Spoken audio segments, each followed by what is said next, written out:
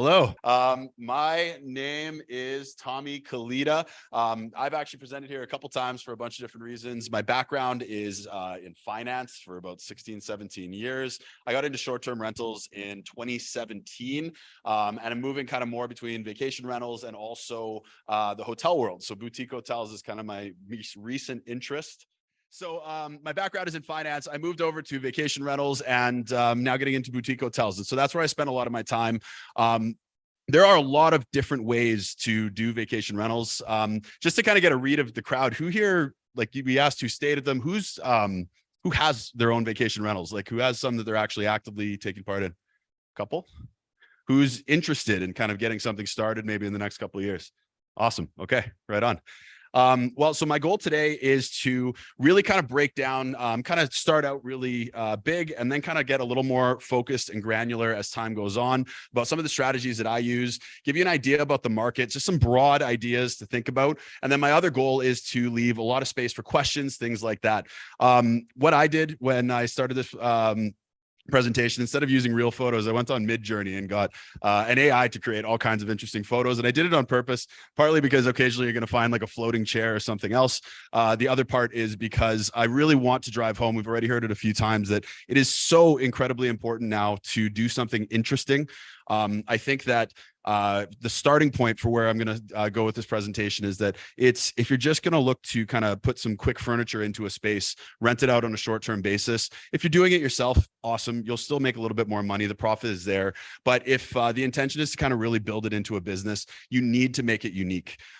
If you are going on to Airbnb and you are looking at their main page today, you aren't seeing okay apartments. You're seeing yurts and UFOs and interesting things, because that's what people are really looking for. And so it starts with design, it starts with experience. And if there's anything I can drive home, you're probably going to hear me say it a few times, that is where you really want to get started. So if that isn't what you're looking for, this may not be right for you. You might find some action in just kind of doing something and making a little bit of extra profit by running it yourself.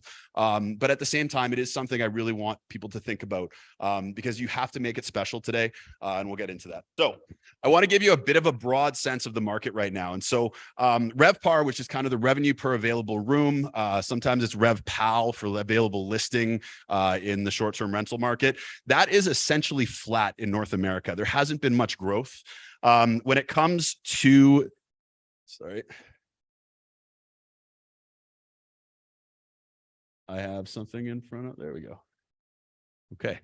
All of the Zoom folks were in front of my show notes, so I had to. Okay, so the number of listings has gone up in North America about 15%. Now that seems like a big number, but that's actually a relatively small number versus last year. This whole market is absolutely exploding right now.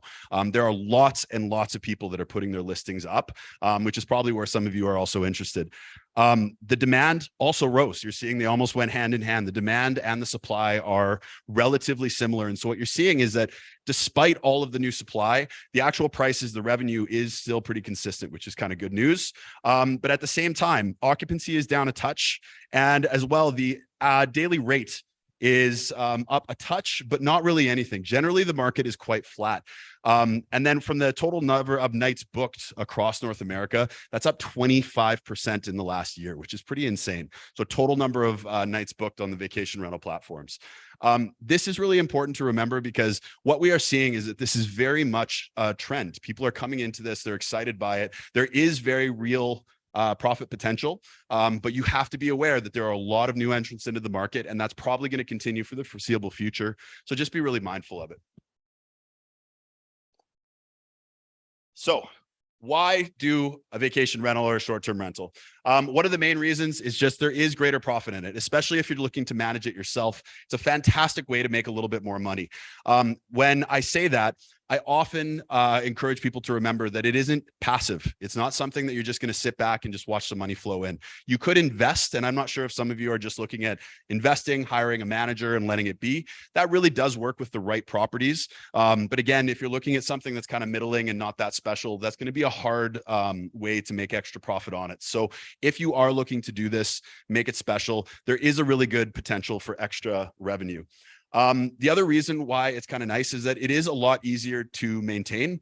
You have people coming and going. So if there is something that goes wrong, it's quite easy to get people in, get things fixed, and keep the quality up and that kind of thing. And then the flexibility piece is one that I think is going to be really relevant for some people here as well. If you have a property, you kind of want to sell it, maybe you kind of don't know what to do with it, it could be a really good option to have something that you keep on for 9 months, 6 months, until it just isn't interesting to you anymore. You really can turn off the whole model anytime that you want. You can change the model without too much grief. So it's kind of a nice reason to look at this. The other thing as well is that when you are in a high demand market, you have a lot of profit potential that you wouldn't otherwise get if you have a long-term rental. I'm sure many of you that have long-term tenants are staring at the rental rates that you booked in a little while ago and wishing that you could increase it a few percent because of what's been going on in the market. You get very reactive pricing when you get into the short-term rental market. So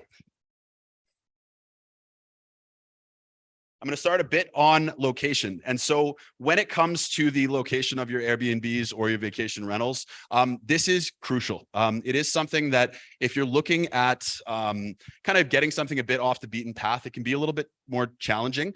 I usually recommend looking at the really good quality locations, or alternatively looking at something that is particularly unique. So like I said, if you have a yurt in the middle of a field somewhere, that will probably be more noticeable than a really nice apartment in downtown Edmonton. So if it is something that you're looking to really be noticed, you really want to pay attention to Airbnb and how they have done their platform, because a few months back, they really shifted their focus. It is not just about a nice place. It is about experiences and experiential situations. And so if you are looking, I recommend either pay attention, whether you're in Vancouver, Edmonton, any of the other places around that you might want to do this in, pay a lot of attention to your location or the experience that's coming out of it. So from there,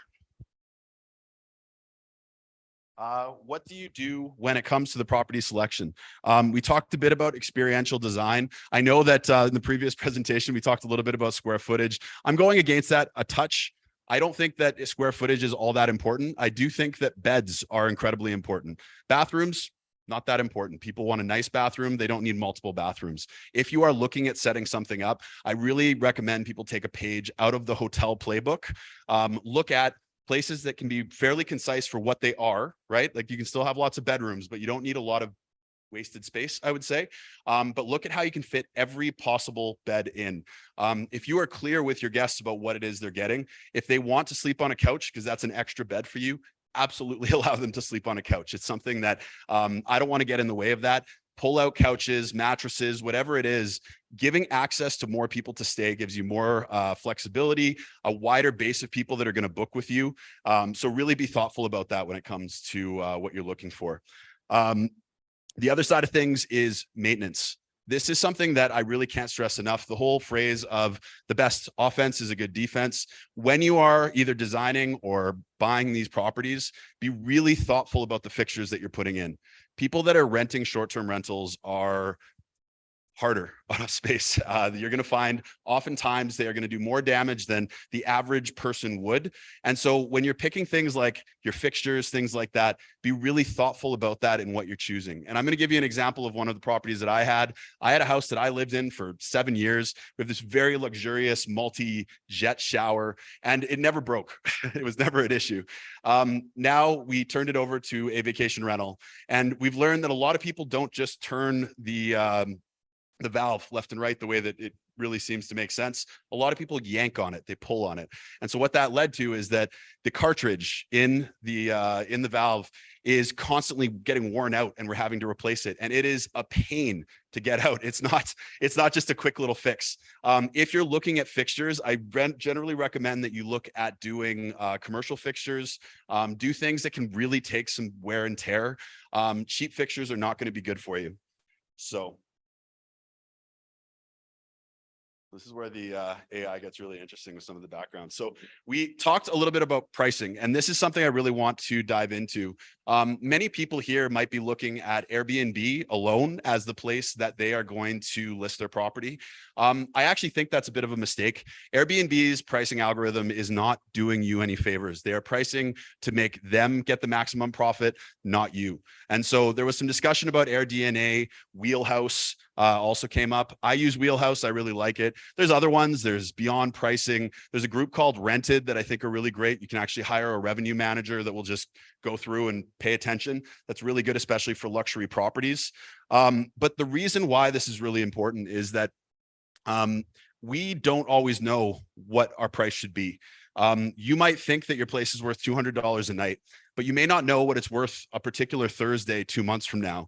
And so the example I like to give is, I don't know if anyone here knows Luke Combs. You guys know the country singer? Okay, yeah. So I didn't. I guess I'm not deep enough into country. I'm not a good enough Albertan, but apparently he is a very big deal. And so I was really excited because I had a Saturday in June that I charged 5x my base rate, and I was like excited as can be because I was making a huge amount of profit on that day. Little did I know, because I wasn't actively managing my listing for that particular weekend, I thought that it was a good price, is that Luke Combs is a force of nature. And Luke Combs coming to the city meant that every single hotel and Airbnb and vacation rental in the city was booked. And in fact, I have as was mentioned earlier, I have like kind of a hybrid hotel. And so I'm listed on Google. We'll get into, actually, Google has just started opening up to vacation rentals as well. So it's something else to pay attention to, but I was listed on there. And so what was happening is the lead up to Luke Combs, I was booked up weeks in advance, 5x, I was happy. Turns out I was way underpriced. And as it was getting closer and closer to the day, the number of phone calls to my business line started to just get higher and higher and higher. And it was to the point that the day of Luke Combs, I actually had to shut my business down on Google because I was getting a call a minute. And if you went on to Google on June 4th and you look for a hotel room, there was one available. It was the Matrix Hotel. It was selling for $9,500 for a single night because that was the only room left in Edmonton. And so I bring this up because these pricing algorithms really do help you, but it doesn't solve everything for you. It is also something that you need to make sure that you're paying attention to the world around you. You're actively managing different strategies, everything from cleaning fees, things like that. Pay attention to it and really pay attention to what the market is telling you. These algorithms are very helpful. They will get you a premium over just Airbnb, but at the same time, they are not the end all be all. You have to pay attention to them. One of the other things that I like to mention is that a lot of people think that Vrbo and Airbnb are kind of the way to do vacation rentals. And I'm here to tell you that that is an entry point to vacation rentals, but the real money is in direct booking. If you do not have a direct booking website, you are leaving money on the table. And in fact, every single guest that comes through your property, the goal is to get them to book directly the next time they come to town. If you are not doing that, you are leaving a huge amount of money. Airbnb takes 15-ish%. Vrbo takes 5%. It is a lot of money that is being taken for these fees. And the thing is, when people book directly, is that you also have a direct connection to them. And so one of the things that I really recommend is to really pay attention to how you can collect things like email addresses and stuff like that. So one service that I really like that I've been paying attention to is called StayFi.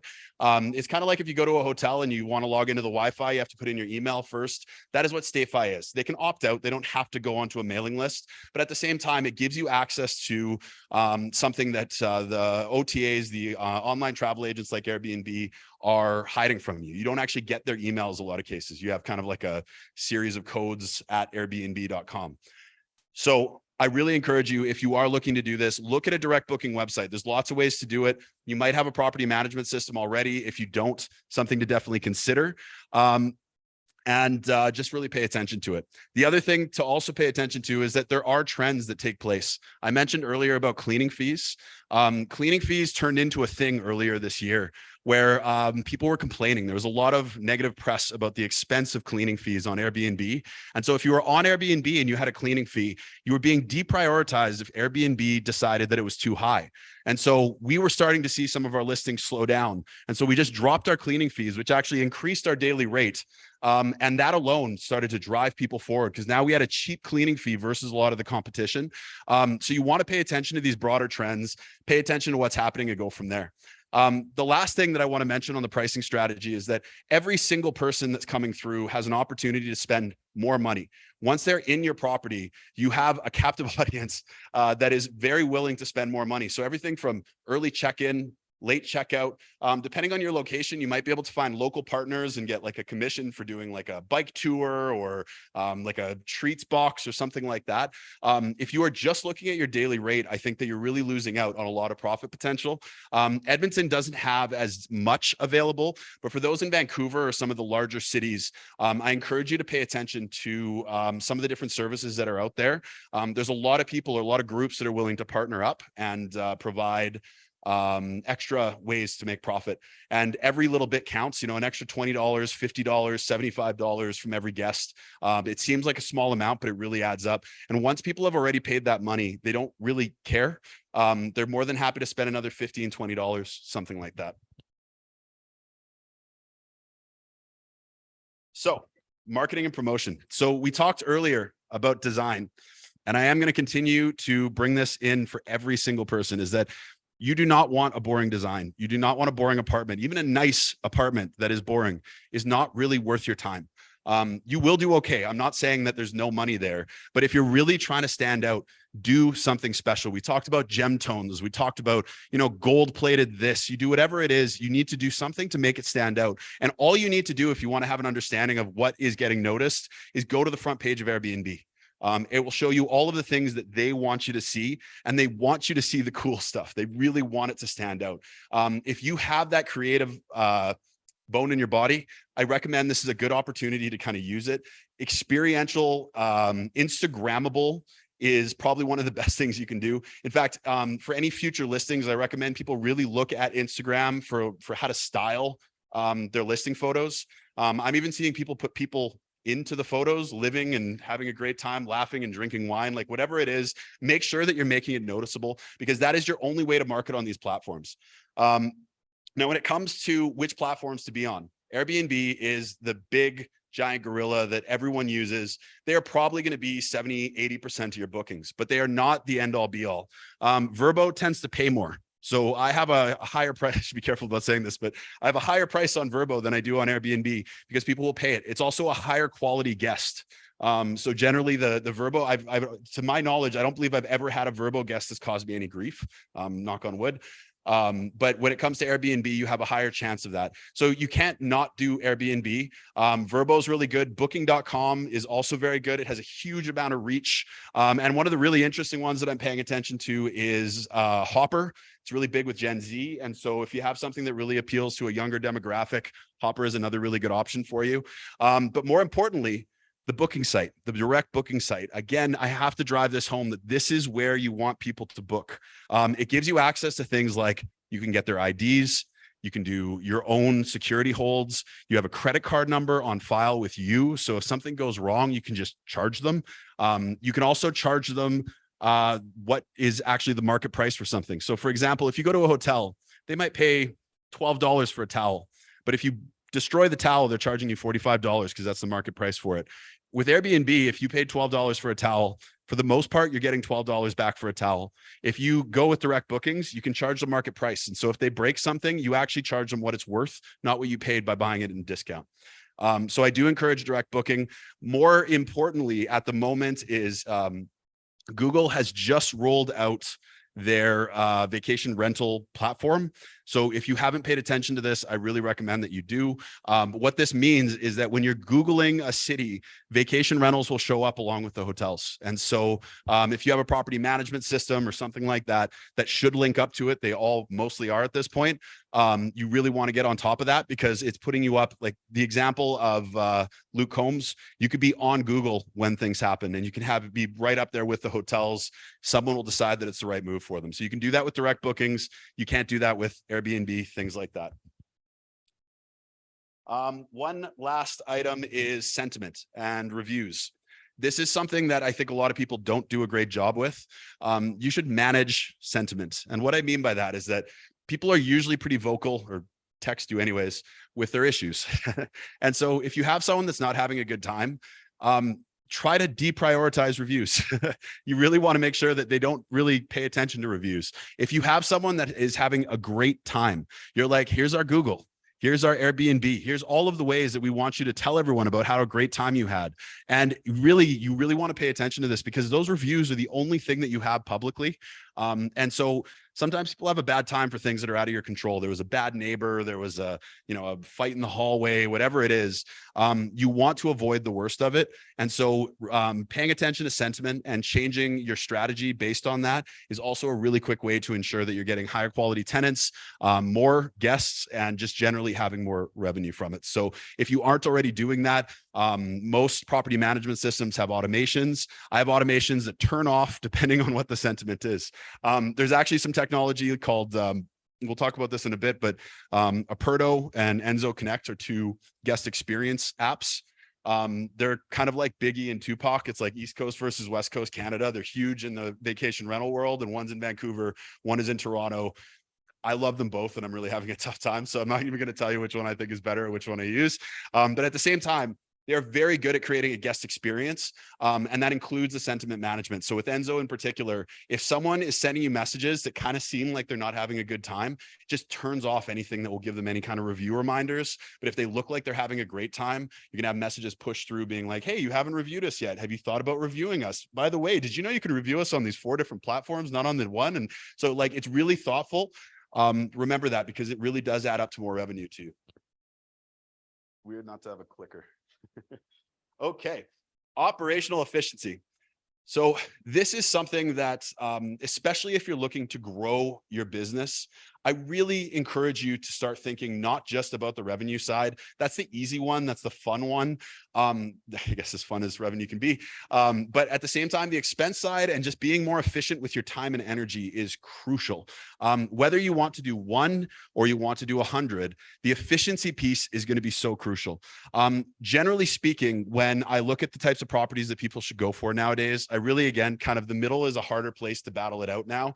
Most of the time, I recommend either multi-unit, getting a lot of units in one place because it's efficient, or doing some kind of luxury property, something that's going to be interesting, exciting, that a lot of people want to go to. There's efficiencies in that.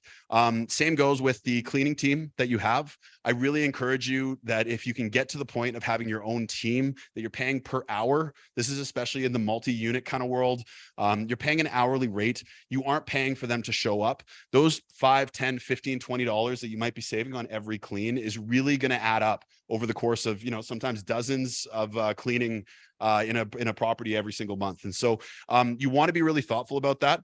And then also being really thoughtful about what you have in your property.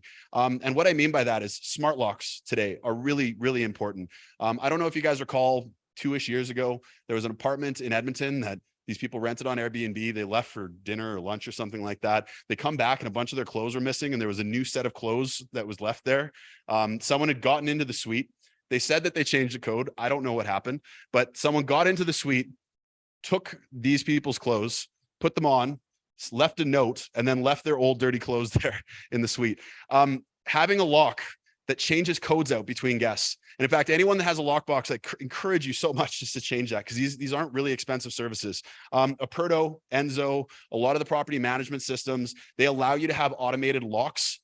So the codes just switch out all the time. If you aren't doing that, it is really a security risk. I think that a lot of people get by with the fact that they haven't had a problem. Like most of the time, a lockbox is not a problem. Most of the time, no one ever does anything. But the fact that every single time someone stays there, you add kind of one more vector of something going terribly wrong, to me, that isn't worth it. And so I really use these services. I encourage everyone to do it. They're very inexpensive. And it's just like a monthly fee. Codes get pushed through and life is good. The same goes with in the suites. I'm a really big fan lately of Yale just released these cabinet locks that I think are brilliant. It's just a tiny little thing. It's a piece of plastic that you can control from somewhere else. And so if you have a bunch of things that people sometimes like batteries die, like you just don't know. Sometimes a battery dies. Sometimes a towel is dirty. Sometimes just something went wrong. Having a locked cabinet that has this little lock. So if someone's like, hey, I need batteries for the remote. I don't want to drive there and give you batteries for your remote. I don't want my team to drive there and give you batteries for your remote. I just want you to have your batteries, but I also don't want you to take the batteries if you don't need them. And a lot of people do. So having something that's kind of behind a locked door, but is easily accessible. These Yale cabinet locks are a great option. And I really encourage you to be thoughtful about what could go wrong. Some people use an enormous amount of toilet paper, and it's just like, you don't want to ask questions, but at the same time, it's like, it's surprising how quickly some people go through it. You don't want to have to be constantly managing this stuff. And so I always encourage people to think ahead of what these pain points can be.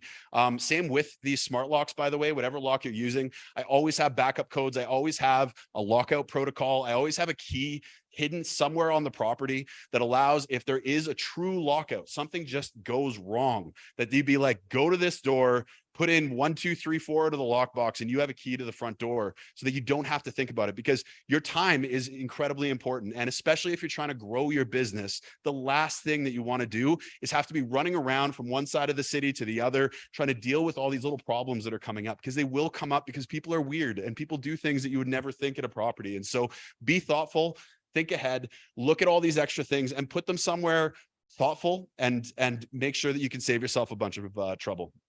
The other reason why I like some of these apps, like I mentioned, Aperto, Enzo, is that they also give you access to guest experience.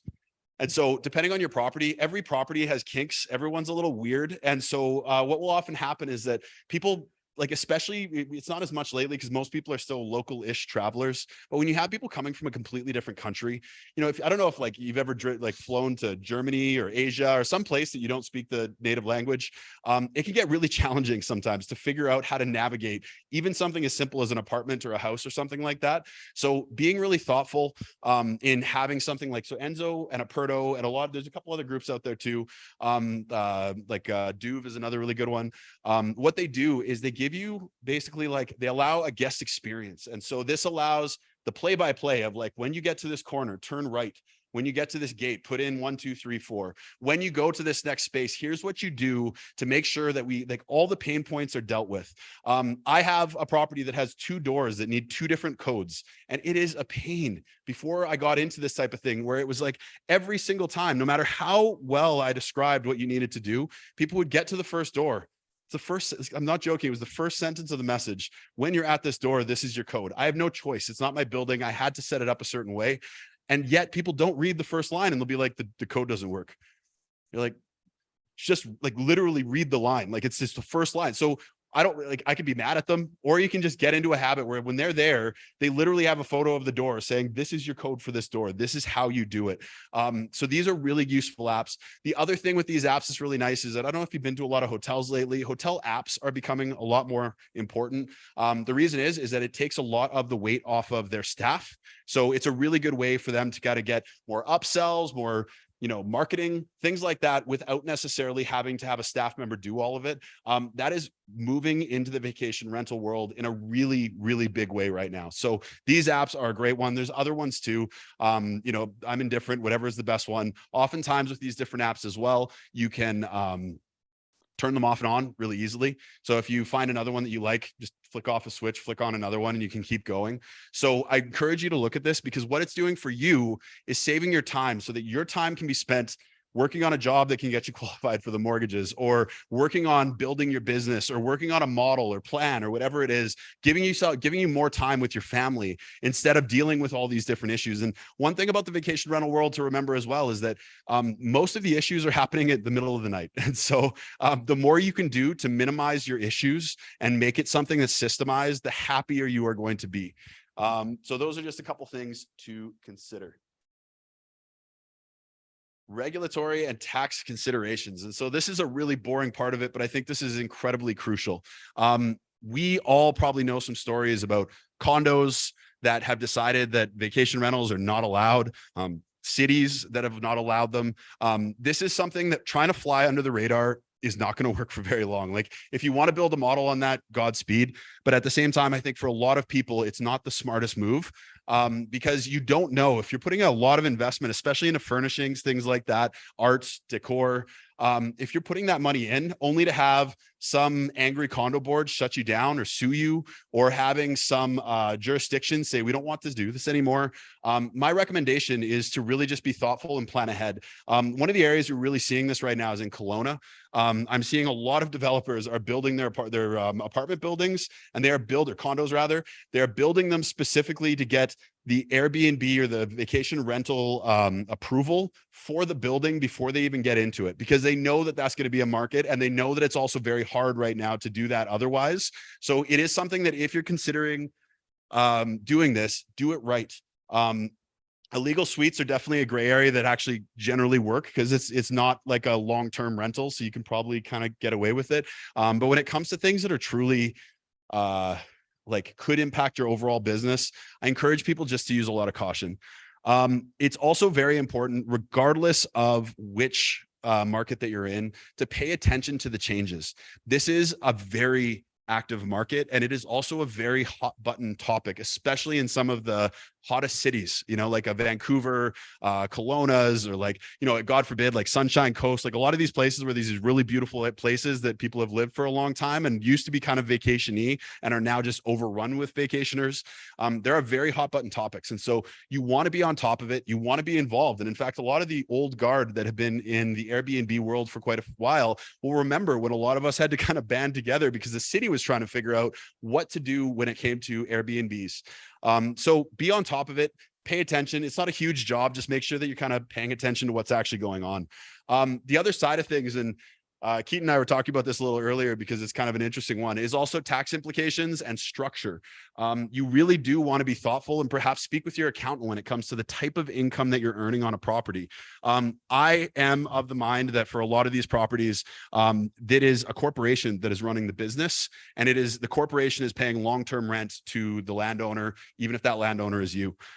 You want to be thoughtful about how you're setting these things up, both for a potential financing in the future, as well as just for your own sake, to make sure that you're being really thoughtful about what happens. Are there any implications when you sell? Are there any implications when you want to refinance? Like, these are all questions that you want to have, especially if you're looking for longevity. If you're investing into these properties and you're buying a lot of furniture, the last thing you want to do is have a kind of short-term mindset with it.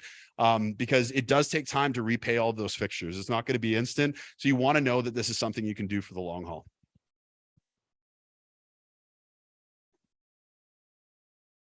Bless you. Okay. Risks and mitigation. This to me is another incredibly important one. This is something that a lot of people don't pay that much attention to, and it's really unfortunate.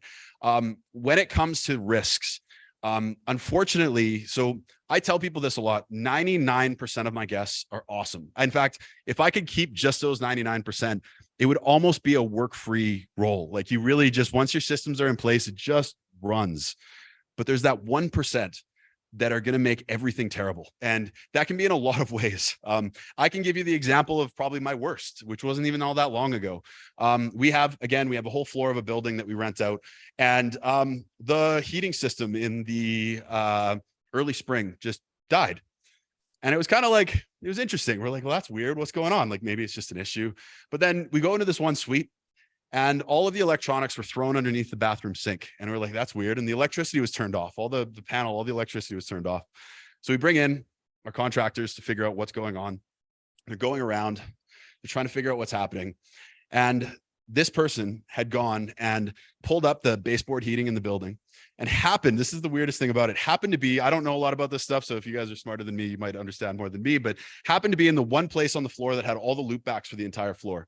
And he pulled out all of the wiring in the system, and he damaged it, and he cut it, and then he jammed it back into the wall. And so the whole heating system would just keep shorting and shorting and shorting and shorting. The whole thing had to be rewired. The whole floor had to be rewired because of this one person. I was doing great up until that day, and suddenly we don't have heat in a building, and it's like a 3-day job to rewire. Like, we're in the offices underneath, we're trying to do all this extra work, and they're like, the guy had to know what he was doing, because no one just is going to do this. And number two, who would ever do that? But someone did. And so the way that you can deal with this is pre-screening. I encourage you, there's a group called AutoHost that's out in Toronto. If you're using some of these things like Aperto or Enzo, a lot of times AutoHost is built into them. So you can just do that. If you don't have a lot of suites, AutoHost may not be available directly. So you need to go through one of these third parties, but they basically are screening your guests in advance. You also can have things like check-in forms, questions. If you don't want to do any of that, you can do what AutoHost officially calls pseudo screening. I just called it screening for a long time.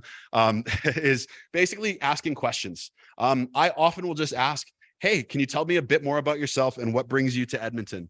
Why are you here? I'd be happy to give you any advice or tips about Edmonton, to know that, if you need it, and a lot of times when people get asked that question, it seems really simple, but honestly, like the people that are a little rough don't know how to answer that question. They're like, oh, I was just going to party and do drugs all night. And you're like, like that doesn't really work. So it's something that, like, ask questions, try to screen, and you'll find that just like asking the right questions, you can say no. You don't have to say yes to everybody. If someone is making you uncomfortable, and I have to be really thoughtful about this. Like, you really have to be thoughtful about why you are saying no. In fact, on Airbnb, they ask you, like, you really do have to say, like, this is why I'm doing it. So I'm not justifying people doing it for kind of the wrong reasons. But it is a reason to kind of ask questions and understand why someone is using your property. And if you don't feel comfortable with that usage, or if they are being weird about it and not really answering your question, you probably don't want to say yes to them. And this will cause a huge amount of extra time in your day, because I promise you that 1% of guests is causing 70% of your work. They are all of your work. And so if you can cut that down, you have more time for everything else. So very, very thoughtful. Be ensure that you're looking into that. Another big one is cancellations and non-payment. Cancellation policy is very, very important to be thoughtful about. It will impact the number of people that are booking. So if you have a very strict cancellation policy, you may not have as many people that are actually booking. Usually for more luxurious properties, I recommend having a pretty strict cancellation policy. For less luxurious properties or kind of multi-unit, you can probably get away with something that's a little more flexible. But do be thoughtful about it, and do change it occasionally if you're feeling like it's not serving you well. Last minute cancellations really suck. If you're doing a pricing algorithm, or if you're doing some kind of pricing change, oftentimes people that are booking the furthest out, and you guys, I don't know if anyone is booking usually months in advance, you're paying way more than the person that's booking last minute. And so you want those people, but then when that person like cancels last minute because they find another cheaper place, that can really impact your revenue. The other really important thing, if you're doing direct bookings, or if you're using services like Verbo or Booking, where Booking's kind of moving over to their own booking or their payment platform now, but if you're using these services where people are paying you directly, it is a really unfortunate thing that some people will use fraudulent charges as a way to get out of paying, because they don't want to, because they wanted to cancel and they don't like your cancellation policy. It is very common, and it's worth noting that if someone has a credit card and they say that there's a fraudulent charge, even if it wasn't, and even if you show all of your documentation that they booked it and you talk to them and they were the person, oftentimes the bank will just give them their money back and charge you a fee for that service. So it's something that, if you're doing these direct bookings, you want to be aware of this. And one of the best things that you can do is really, really, really document everything. That's why anything that you can do to have like a check-in form where they like say, take a photo of their ID, it's them. And you can say, this person who had this ID booked this and said that it was okay. That will really help you get this money back, because there's nothing worse than having a $700 booking that someone wanted to cancel last minute and is like, you know what, I don't care about this credit card. I'm just going to say it's a fraud charge and get my money back. And that is very real. It happens. Like I don't know, a few hundred bookings a month. It probably happens once every 3 months or so. It's very real. So if you are doing this, try to document, and at a minimum, document it in the chat window. But at the best case scenario, try to get a check-in form, something like that, because it really sucks.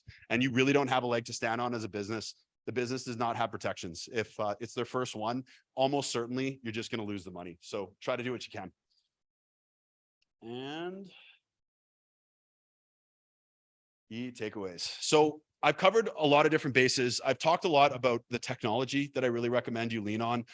The technology in this space is incredible right now. I think that anyone who is working in this space right now should really be leaning on technology to make their life easier. If you aren't, you're really kind of spending a lot of extra time that you don't need to. There's property management software. There's cleaning services that a lot of property management software or third-party services will allow you to have your cleaners organized, and can even in some cases help them travel from one place to the next. Enzo, Aperto, these are groups that I really like, where they give you a lot of the experience piece. They also have a bunch of extra modules that you can tap into. Enzo is really leaning into AI. So it's something that if you have them, they can actually give you recommendations, and also give you that sentiment monitoring when you're reaching or chatting to people. And then Aperto is really moving into kind of like a more robust hotel-like suite of services that all have individual pricing. So you can kind of add in modules depending on what you're looking to do. Those really are some of my best recommendations. I think everyone should do them. Again, when it comes to pricing, you should not be using Airbnb's pricing algorithm. It is really going to be wasting your money. I recommend you're using an algorithm. I use Wheelhouse, but I don't think it's the best in any way. They all have their pros and cons. I really liked Rented, especially for luxury properties. It's a lot more expensive, but you have someone actively monitoring, and they tend to get those extra couple dollars out of your bookings. They pay attention to the municipality. There's also Beyond Pricing. There's Price Labs. It's a whole bunch of stuff. So pay attention to these, get these apps. They're relatively inexpensive. They're a monthly fee. That's not anything too crazy. And that is kind of my way of doing what you can. Be thoughtful about risk, be thoughtful about the people that are coming through your property. And if you do all of these things, you should be really eking out additional profit. And then last but not least, of course, upsells. Anything that you can do, be thoughtful about those upsells. They really do pay off. So I encourage you to pay attention to them. So thank you guys for listening, and I look forward to answering some questions.